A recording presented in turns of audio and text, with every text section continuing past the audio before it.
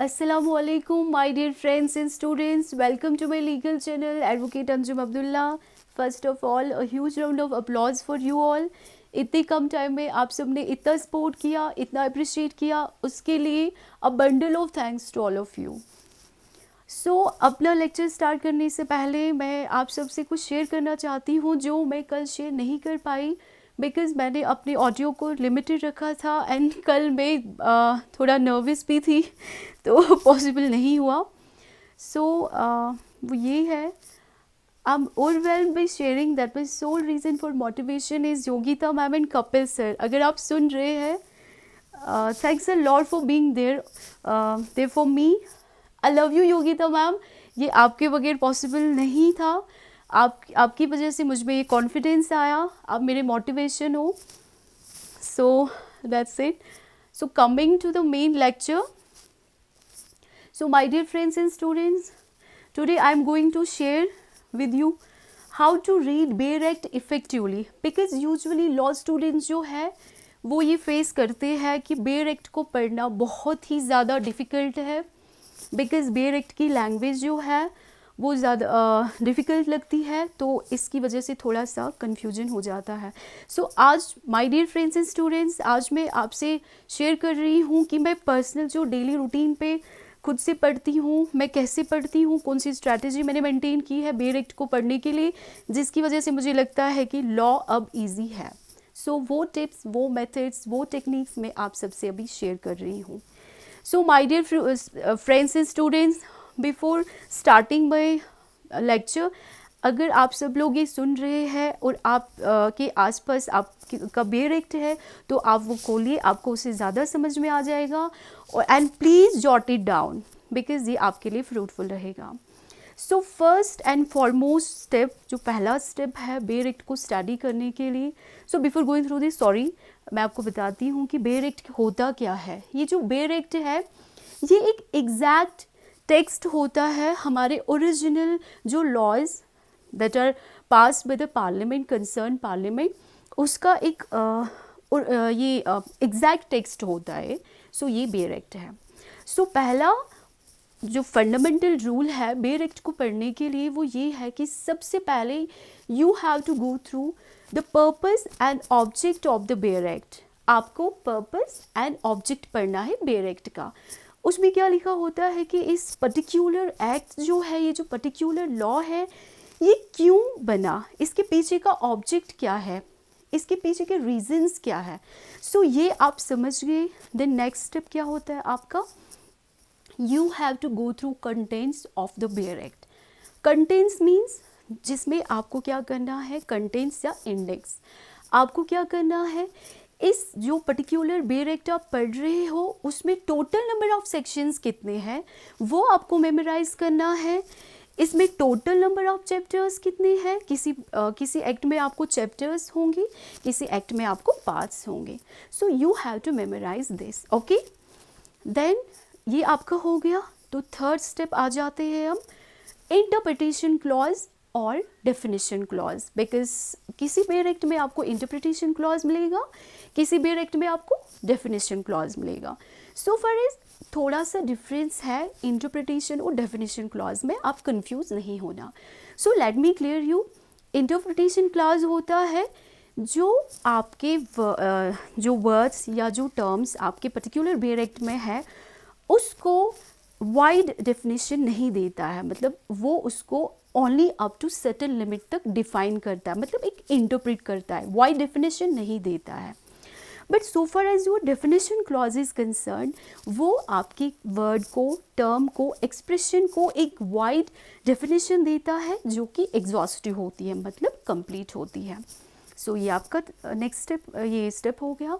Then coming to the next step आएगा आपका section. Okay, तो सेक्शन में एक बेस्ट वे क्या है सेक्शन को पढ़ने के लिए. सेक्शन के दो टाइप्स है.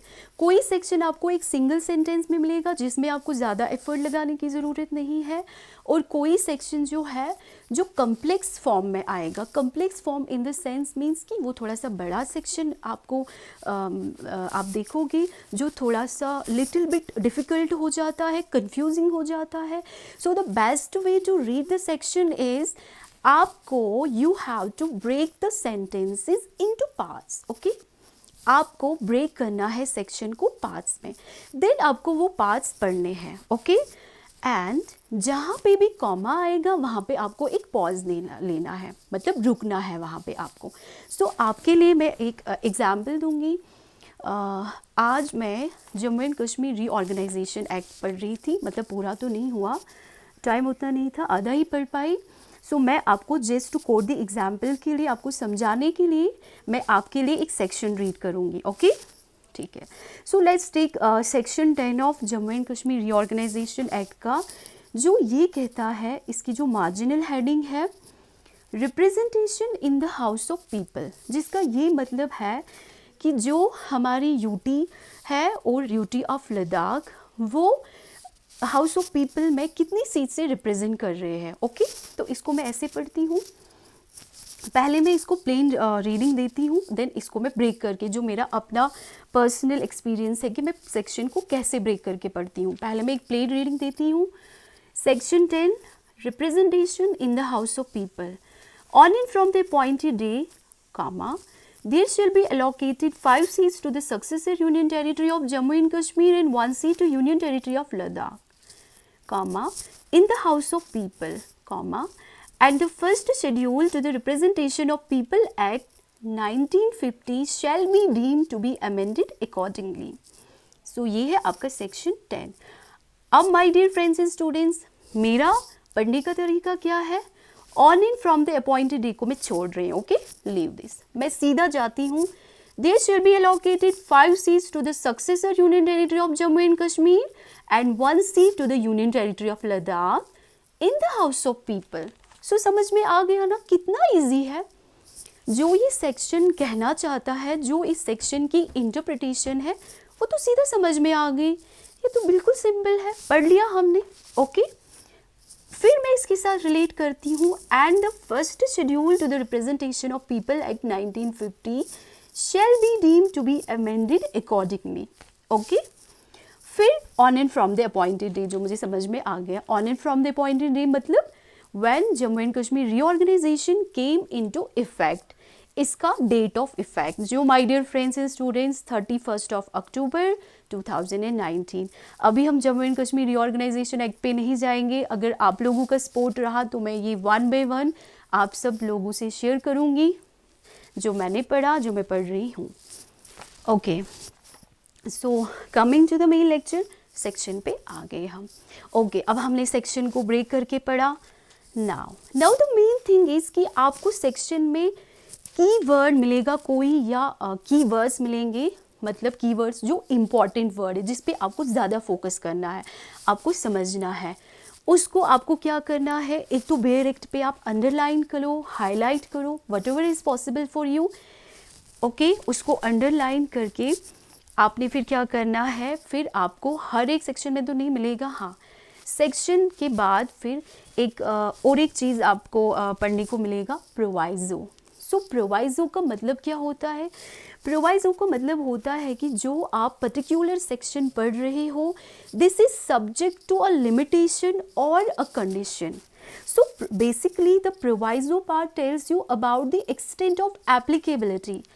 अगर इस पर्टिकुलर सेक्शन पे किसी particular it tells you about the extent of applicability, कि अगर ये सेक्शन एप्लीकेबल है तो किस कंडीशन से, क्या लिमिटेशन है उसके लिए, या if it's not applicable then what will be the condition or limitation. So basically the proviso part is your exception part, this is subject to exception, okay। proviso part हो गया। फिर आप देखोगे एक्सप्लेनेशन होती है, ओके। सो explanation क्या है, explanation जो है ये आपके जो सेक्शन में कुछ ऐसे लीगल वर्ड्स आएंगे या लीगल फ्रेजेस आएंगे जिनको ये एक्सप्लेन करता है, डिफाइन करता है। So this is it, okay. ये आपका सेक्शन आता है, ओके।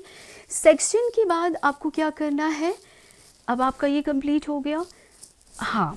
अब जो भी लॉ स्टूडेंट्स की क्वेरी होती है, चाहे वो लॉयर्स से पूछते हैं या जुडिशल ऑफिसर्स से पूछते हैं जो कि लॉ एग्ज़ाम्स के लिए प्रिपेयर कर रहे हैं, तो उनका फर्स्ट क्वेश्चन होता है कि पढ़ाई की स्ट्रैटेजी क्या है, किस वे से हमें पढ़ाई स्टार्ट करनी है, किस वे से हमें पढ़ना है, क्या स्ट्रैटेजी करनी है, बेयर एक्ट से पढ़ना है या बुक से पढ़ना है या दोनों से पढ़ना है। तो my dear friends and students, हर किसी का पहले आंसर क्या होता है, चाहे वो जुडिशियल ऑफिसर हो, लॉयर हो, कोई भी हो लॉ के related, you have to go through bare act. Bare act को अच्छे से मेमोराइज करो, मतलब आप मास्टर हो गए। बेयर एक्ट को अच्छे से समझा। So I am also agreeing on this point, I also agree on this point. मैं एग्री करूँगी, मैं भी एग्री कर रही हूँ। येस, अगर आप बेयर एक्ट अच्छे से पढ़ते हो, बेयर एक्ट पढ़ने का एक अच्छा तरीका आप अपना रहे हो, एक बेस्ट वे अपना रहे हो, तो आपका 80% कवर होता है, मतलब आपका 80% होल्ड आ जाता है उस पर्टिकुलर एक्ट पे, उस पर्टिकुलर लॉ पे। But my dear friends and students, मैं आपको ये बोलूँ 20% अभी भी आपका इनकम्प्लीट है। एंड वो 20% आपका कंप्लीट होता है when you consult a commentary book, because reading bare act alone is not sufficient for you. अगर if you want to crack some exam या आप मास्टर बनना चाहते हो, चाहे प्रैक्टिस करना चाहते हो, whatever, जो आपकी मर्जी है, आप तभी मास्टर बन सकते हैं जब आपको अच्छे से एक होल्ड होगा। और वो होल्ड, वो कॉन्फिडेंस आप में तभी आ जाता है जब आप एक बेयर एक्ट को बुक के साथ रिलेट करके पढ़ते हो। So always read a bare act with a commentary book. Commentary से क्या हो जाता है, जब आप कमेंट्स पढ़ते हो उसके, आपका एक क्रक्स ऑफ द एक्ट समझ में आता है। बेसिकली ये एक्ट है क्या, किस बारे में है, इसका कंटेंट क्या है, सो वो आपको समझ में आ जाता है। ओके, फिर ये मुझे पहले बोलना चाहिए था बट अभी बोल रही हूँ। फिर आप कहीं पे बेयर एक्ट पे देखोगे जैसे सेक्शन 2A, सेक्शन 2B, तो उसका मतलब होता है ये अमेंडमेंट, मतलब कि ये सेक्शन, इस सेक्शन जो है ये इसमें अमेंडमेंट हुई है, चाहे ऐड हुआ है या कुछ इसमें सब्स्टिट्यूट हुआ है या कुछ और चेंज हुई है, तो उसका मतलब होता है ABCD व्हाटएवर, जो भी अल्फ़ाबेटिकल वर्ड, ये सेक्शन आपको अल्फ़ाबेटिकल वर्ड के साथ मिलेगा, तो वो अमेंडमेंट है। ओके, तो ये आपका हो गया। सो लास्ट का स्टेप ये है कि ये जब आप सब स्टेप्स फॉलो करके फिर आपको लगेगा कि यस अब होल्ड आ गया, लेकिन ये आपका इनकम्प्लीट रहेगा जब तक आप रिवाइज नहीं करोगे। सो रिविजन इज़ मोस्ट इम्पॉर्टेंट। आप एक बार रिवाइज करो, आपकी बहुत सारी चीज़ें क्लियर होती है। सेकेंड टाइम आप रिवाइज कर रहे हो तो आपको और कुछ नया सीखने को मिलेगा। थर्ड टाइम रिवाइज कर रहे हो तो जितना ज़्यादा आप रिवाइज करते हो उतना ज़्यादा आपका होल्ड आ जाता है और वो आपको हमेशा के लिए याद रहता है। सो माय डियर फ्रेंड्स, अगर आपको ये वीडियो अच्छा लगे तो प्लीज़ इसको लाइक करो, ज़्यादा से ज़्यादा शेयर करो, सब्सक्राइब करो मेरी चैनल को, तो ये मेरा मोटिवेशन रहेगा। और जो भी आपकी क्वेरी होगी, चाहे मेरे प्रीवियस ऑडियो के रिलेटेड या इस ऑडियो के रिलेटेड, आप मुझे कमेंट सेक्शन में पूछ सकते हो। एंड इंशाल्लाह मैं कोशिश करूँगी कि जो मेरे में मुझ में नॉलेज है वो मैं आप सब लोगों के साथ शेयर करूँ बहुत ही इजी एंड सॉलेबल फॉर्म में। मेरे लिए भी बेस्ट विशेस दो एंड आपके लिए भी best of luck. It's never too late to start. So आप भी हार्ड वर्क कीजिए, आप भी मेहनत कीजिए, आप भी डेडिकेटेड रहिए अपने प्रोफेशन के लिए, खुश रहिए और बस thank you very much. Keep supporting me and please share, subscribe and अगर आपको ये पसंद आया तो लाइक करो।